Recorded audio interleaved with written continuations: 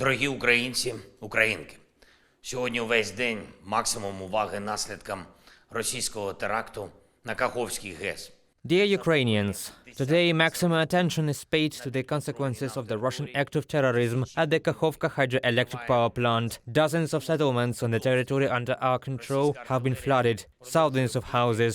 Evacuation continues, under fire. Russian artillery continues to fire no matter what. Savages.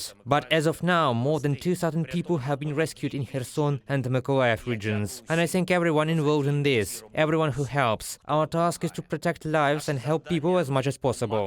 The situation in the occupied part of Kherson region is absolutely catastrophic. The occupiers simply abandoned people in these terrible conditions, without rescue, without water, just on the rooftops in flooded communities. And this is another deliberate crime of Russia. After the terrorist state has caused a disaster, it also maximizes the damage from it. Now we need a clear and quick response from the world to what is happening. It is even impossible to establish for sure how many people in the temporarily occupied territory of Kherson region may die without rescue, without drinking water, without food, without medical care. Our military and special services are rescuing people as much as it is possible, despite the shelling. But large-scale efforts are needed. We need international organizations, such as the International Committee of the Red Cross, to immediately join the rescue operation and help people in the occupied part of Kherson region. Each person who dies there is a verdict on the existing international architecture and international organizations that have forgotten how to save lives. If there is no international organization in the area of this disaster now, it means that it does not exist at all. This is incapable of functioning. All the relevant appeals from Ukraine and our government are in place. Many world leaders, head of states, governments, and interstate associations have expressed their support for Ukraine and clear condemnation of the Russian crime of ecocide. I'm grateful for this principled approach. Together we must bring the occupiers to justice. They have controlled the dam and the entire hydroelectric power plant for more than a year. Russian propagandists were seriously and openly discussing this very scenario of a man-made disaster which they caused. Last fall, we warned the world about Russia's mining of the Kakhovka hydroelectric power plant. We called both sending an international observation mission to Kakhovka and demining the units and all the plant's facilities. Unfortunately, the world's attention was not enough to ensure all this. Now we must focus the world's attention on eliminating the consequences of another catastrophe caused by Russia, and we must prevent further destructive activity of the occupiers. I had several important international conversations today. Turkish President Erdogan, I briefed him on the situation in the flooded areas, our rescue operations, and urgent needs to help people. Of course, we also discussed the risks of the Zaporizhia NPP, which is still under the control of the occupiers. We have an agreement with the head of the IAEA to intensify the work of IAEA representatives at the plant. But it is clear that as long as the occupiers are there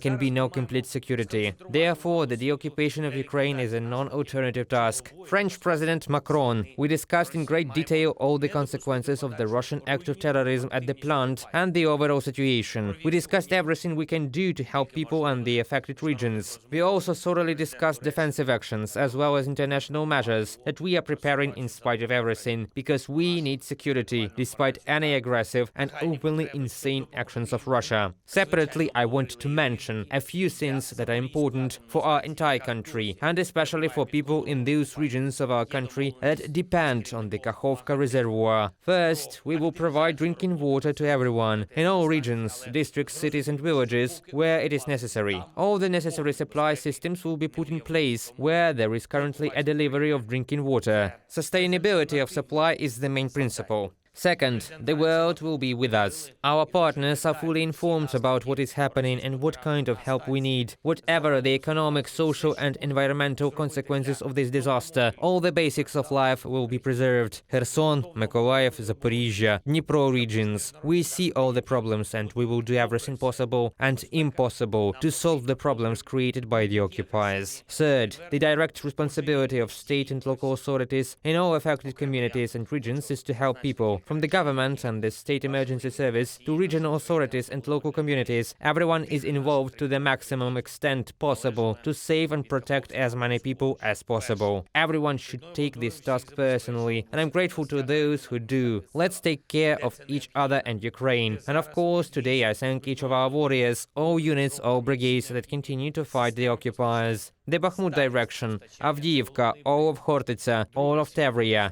Great job. No matter what, every day should be a day of destruction of the enemy. Glory to all our heroes. Glory to all who care about Ukraine and Ukrainians. Glory to Ukraine. Слава Україні!